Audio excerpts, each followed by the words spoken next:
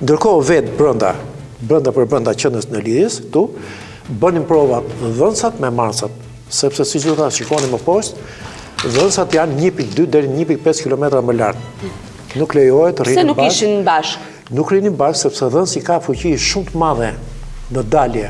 Ka tension të lartë. Dhe pse e bllokon marsin, i krijon zhurma, dhe ti nuk arrin të kapësh asgjë.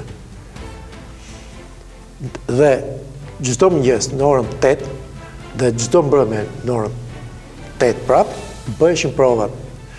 Ai shtypte taston këtu, a dëgjoi relea atje sipër, ke dhënsi atje, nëse dëgjoi relea, domethënë që çdo gjë funksiononte në rregull. Po, bëjmë një shembull marrje si thuaj atëherë, si funksiononte, si ishte lidhja. Tani, nëse do flasim me foni. Me foni, çdo gjë thuhet për shembull, po marr një emër, Valbona, ja mund ta mori si ndjon marrje. Nëse do ta përkthejmë në gjuhën telegrafike, atëherë përdore gërma V. Gërma V që do thotë vini re. Përsëritet 9 herë. 9 herë. Pastaj 3 herë përsëritej 3 gërmat e para të atij që bën thirrje. 2 herë 3 gërmat e para të thirrjes tënde, emrit tënd. QSA, që do të thotë përkthehet në gjuhën telegrafike si më dëgjon.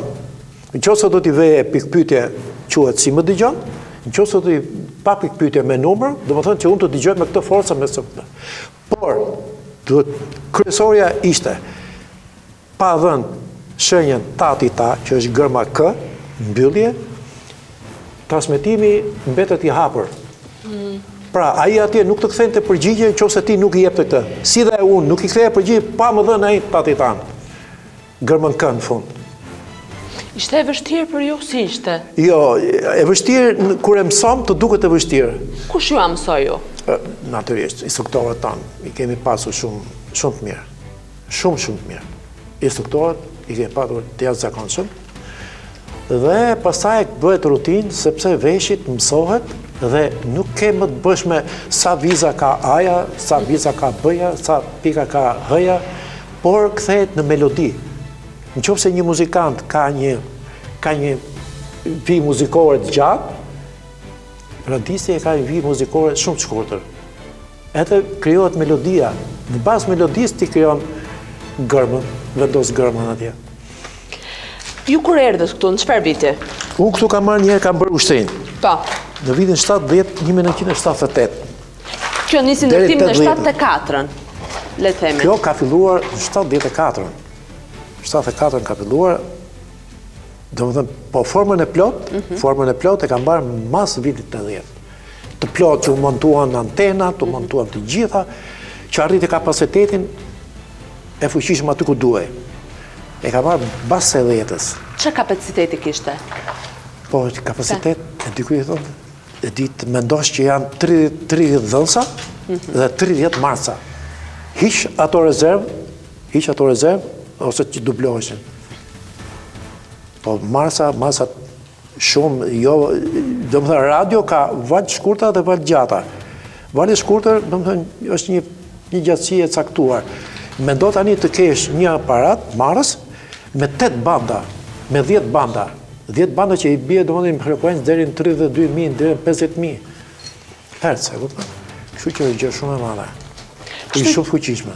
Për kohën ishë shumë fuqishme. Ju si fillim bët ushtrin këtu? Si fillim bëra 2 vjetë ushtrin. 2 vjetë ushtrin. Bëra vitin e parë që quhet mësimi zgjaste 9 muaj, tamam sa një sezon shkolle, një vit shkollor, pastaj kalonim në prova në terren. Bëj klasifikimi. Radistët klasifikoheshin klasi 3, klasi 2 dhe klasi parë. Klasi parë gjithmonë kuptohet, duhet kishte mbaruar inxhinierinë e këto.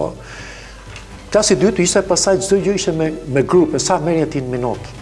Por kishte një rregull që në ushtri nuk transmetohej më shumë se 12 deri në 14 grupe në minutë.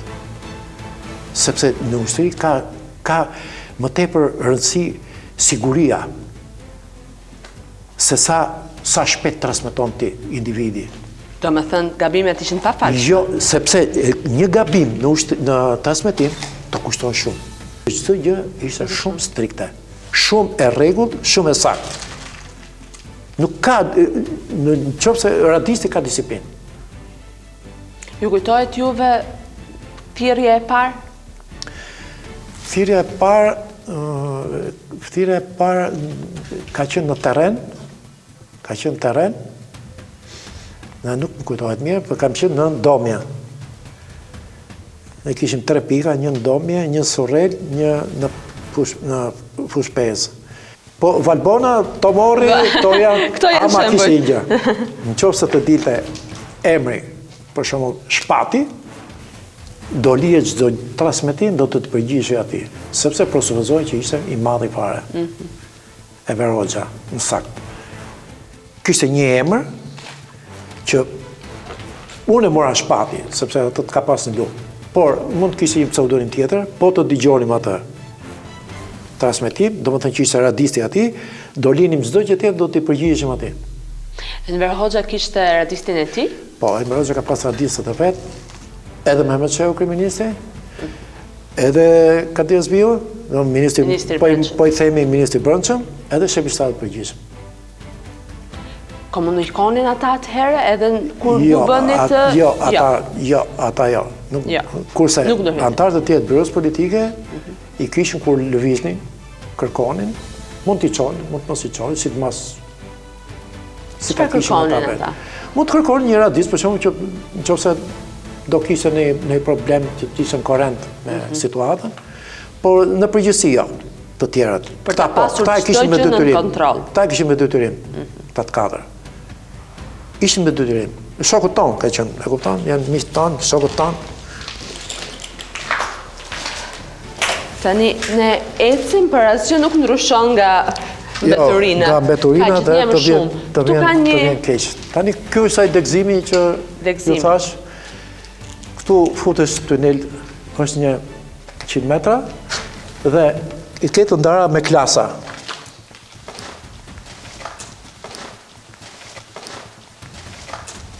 Unë këtu edhe kam marrë mësim, edhe kam dhënë mësim.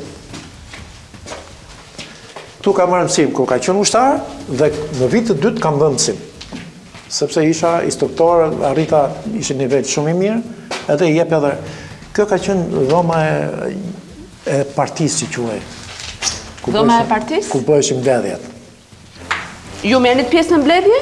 Po patjetër. Çfarë diskutoja aso kohën? Po gjithmonë barbajtjen e punëve në ushtri, gjithmonë ka probleme, ka gjëra, stërvitja. Tani duke qenë se këtë është më pastër, unë mendoj se ne jemi nga të vetmit që kemi hyrë. Këtu është një klasë tjetër. Po, këtu është ndarje tjetër, këtu është klasa e ku shkoni instalimet anësh, në klasa ushtarëve të vitit të dytë. Këtu bëshin stërvitje ushtarëve të vitit të dytë. Çfarë ka më tej? Më tej është klasa e radistëve të vitit parë, ata që vinë të rinj. Duhet të teksuara që radistët e rinj që vinë, kryesisht ishin nga Tirana. Kjo për arsye kuptohet, sepse ishin niveli arsimore, niveli kulturor, niveli komunikimit, ishte më ndryshe. Tani këtu afrohemi ke klasa që bënën mësim radistët e vitit parë. Këtu kam bërë mësimon. Tavolinat bile që nga në akoma.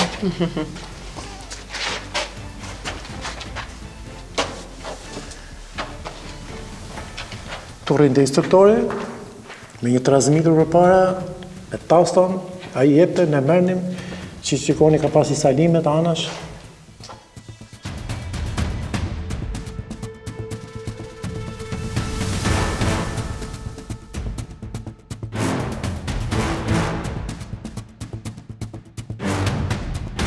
Po këti? Ja ku është dalja? Tani kjo është dalja. Ka pas ca gjepa këtu që përdoreshin për magazinime. Edhe këtu shikoni, edhe këtu vetë, si shikoni këtu është, e kam përdorur jo për harka, jo vendosur magazinime. Gjithë kodra këtu shikoni është shtufë. Shtufi është një material shumë i fortë, që kur i vjet dhe betoni bëhet super i fortë. Do dalim nga këtej tani? Dalim këtej. Qofse s'na lënë ato papastërtit. Ja shikoj çfarë bëhet. Ti praktikisht të tunelet gjunaf. Është shumë katë. Të paktën përdore për gjëra të tjera. S'ka shërbyer për shumë qëllime. Po përdoresh për popullsinë, stërin popullsia, nuk është një. Me një fjalë, këtu është qendra e stërvitjes.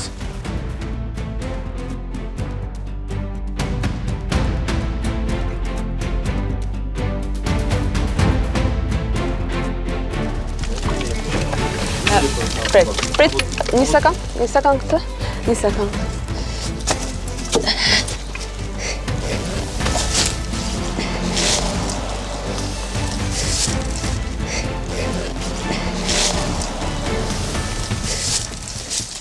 Dole ti po dalim dhe që...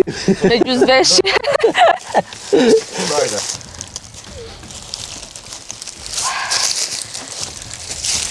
Filloj stërvitje, ha? Wow. Po kështu stërvitje s'keni bërë dikur? Bëni stërvitje me telefon? Jo. Kishim edhe ca...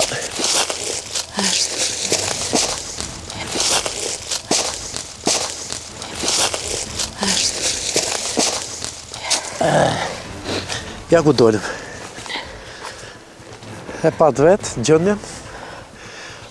Ja, ndo të vjen keq. Janë investime, janë pjesë.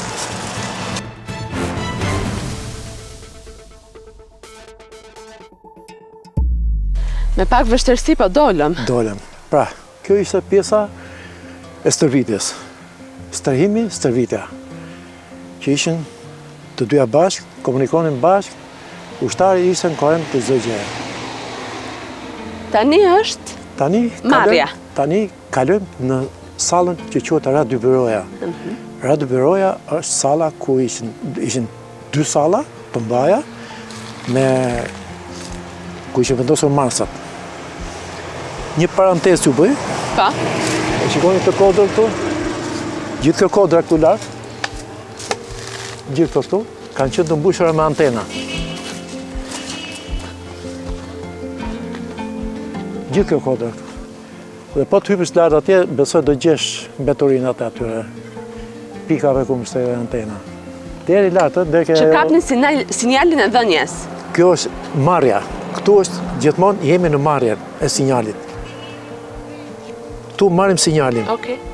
Taston e transmetimit e kemi këtu, por do t'jo shpjegoj unë mirë. Tasto, shikon këtë rrugën këtu? Pa. 1 metër nën tokë, ato kablot e marsave, tastos kalonin këtu dhe ngjiteshin do ta shikojmë këtë kodër atje, do t'ja shpjegoj më vonë. Në kodër dajt. Kodër dajt, do ta shikojmë. Kjo si ka qenë atëherë? Kjo rruga tani është asfaltuar, ka shumë banesa. Si e mbani mend ju dikur? Tani shiko. Ja mendo vetëm kaq. Ky ishte reparti, aty poshtë ka qenë parku.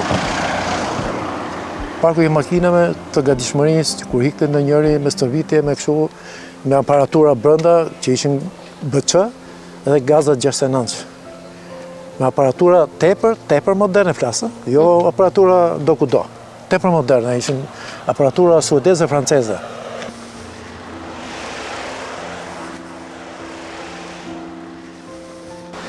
Dhe gjithë kjo ka qenë zonë e pabanuar. Kjo jo, këtu nuk kalon të asnjëri. Këtu kishte të drejt kalon të. Vetëm kush ishin pjesëtarët të reparteve 324, që ishin lart, shkollat diplomatëve, që ishin civila, që vinin bërnë shkollën, kishin makinat e policisë që bërnë ekzekutime, që zakonisht vinin natën, edhe neve. Absolutisht se kalon të njëri tjetër. Komplet zonë ushtarake. Po, sepse komplet gjithë zona këtu, ju thash, kjo është zonë shumë, ka qenë zonë shumë sekrete, shumë. Jashtë mazë, do më thënë, duhet kuptoni, një armik, së pari, piketon, qëndën e ndërlidhjes. Ku e ke qëndrat e ndërlidhjes?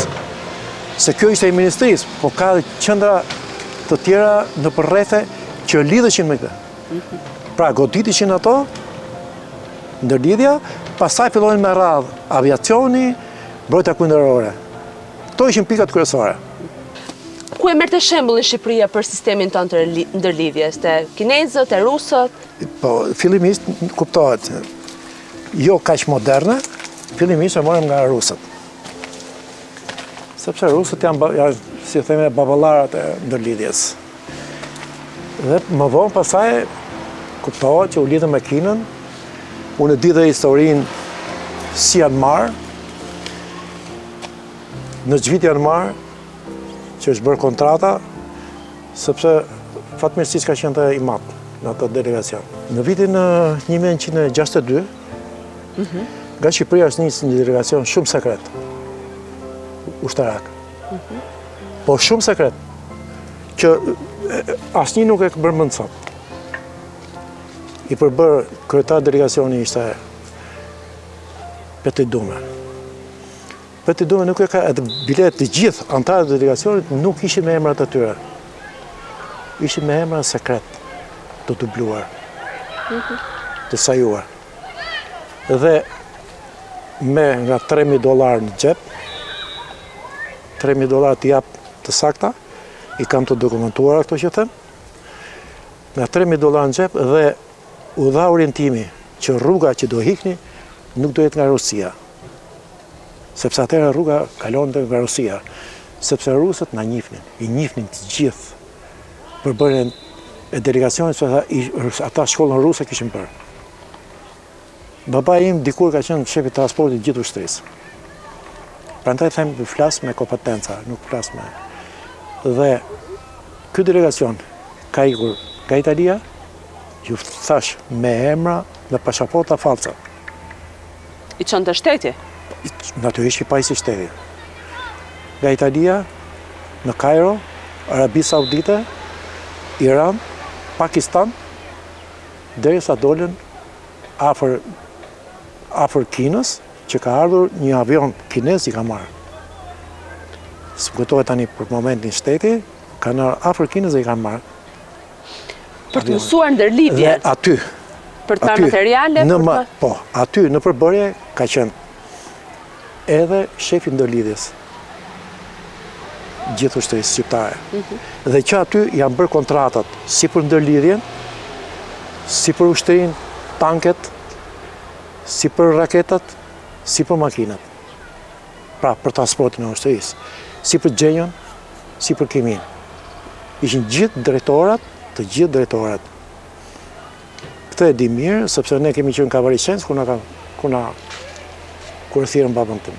E keni kujtim nga babaj? Po, këto që ju them i di mirë. Dhe që aty ka filluar, do më thënë, Kina, pajisjet, furnizimin me pjesë të ushtrisë. Pra, gjitha këto ishte edhe sistemi kinez, po edhe pajisjet? Normal, sistemi kinez i dha shumë përparësi. Shumë përparësi, sepse shikoni, u ndërtuar në gjithë aparaturët që erdhën më vonë, erdhën kineze.